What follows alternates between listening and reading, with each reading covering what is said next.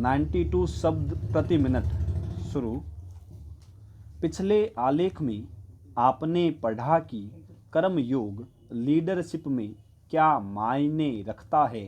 नेतृत्व पर कई भारतीय विद्वानों ने कर्तव्य, नैतिकता और नेतृत्व प्रभावशीलता के सिद्धांत के रूप में पारंपरिक जटिल दर्शन को स्थानांतरित करने के लिए कर्मयोग के अध्ययन की कोशिश की है।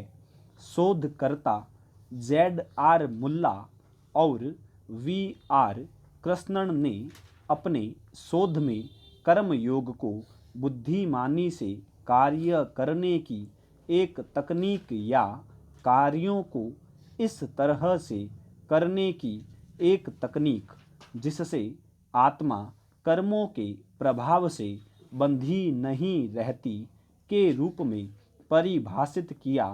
कर्मयोग को एक व्यवहार चर के रूप में वर्णित करने के प्रयासों से यह 3 आयामों में प्रकट होता है: कर्तव्य के प्रति झुकाव, पुरस्कारों के प्रति उदासीनता व समभाव। आइए जानते हैं इनके बारे में।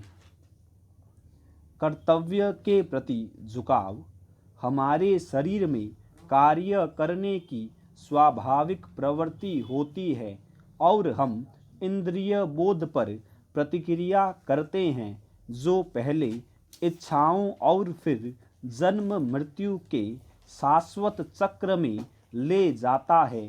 कर्मयोग इसे कम करने का एक तरीका है और दायित्व की भावना के साथ अपने कर्तव्यों को पूरा करके समाज में प्रभावी ढंग से कार्य करने में सहायक है।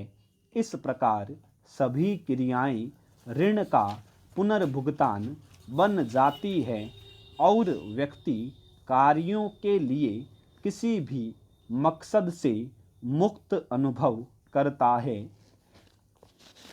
पुरस्कारों के प्रति उदासीनता।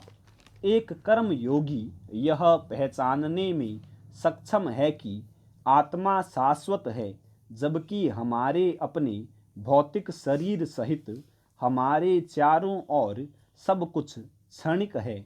इस ज्ञान के साथ भेदभाव व आत्मा के साथ पहचान करने में सक्षम होने से कर्मयोगी के कार्य अधिक सहज होते हैं और भौतिक पुरस्कार या मान्यता के लिए वे किसी अपेक्षा से प्रेरित नहीं होते हैं।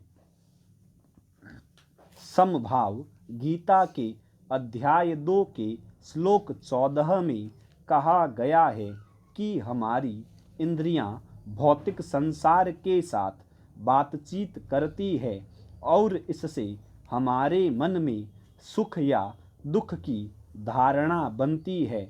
जब कोई अपना कर्तव्य मन पर पूर्ण नियंत्रण के साथ करता है तो वह परिणामों की इच्छा से खुद को अलग कर लेता है।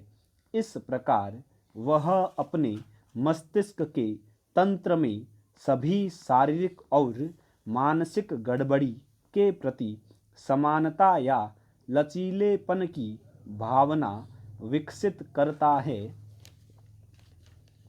एक शोध में शोधकर्ता अरुण कुमार और संजय कुमार कहते हैं कि अपेक्षित परिणामों की आसक्ति या इच्छा के साथ काम करने से तनाव, प्रतिस्पर्धा और आक्रामकता विकसित होती है, जो आगे चलकर अवसाद, हृदय रोग या यहाँ तक कि आत्महत्या जैसे गंभीर परिणाम प्रस्तुत करती है।